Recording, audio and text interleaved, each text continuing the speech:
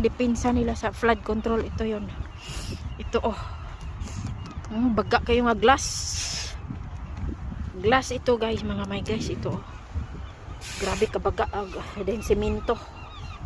Yan ang depensa nila sa flood. Mag overflow ang tubig. Ayan guys. So baga kayo oh. Makapal siya. Yung depensa nila sa flood control. Grabe, makapal na glass ito mga may guys. Ayan o, haba to papunta doon. Yan ang depensa sa flood control nila na ito. Grabe,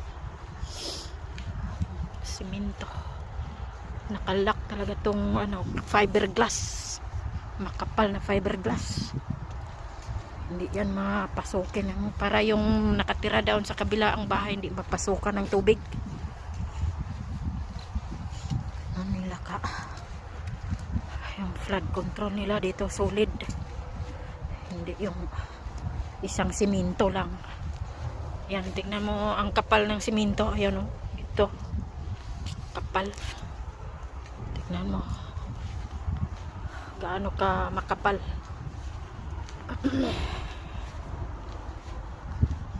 Ganon. Tapos may lock pa yan. Lock na gate. Yan o, may gate. Ito yung gate nila o.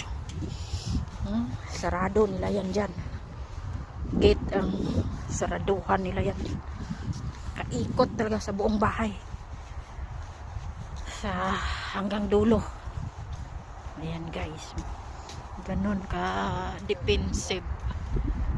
Huh? That's how they build.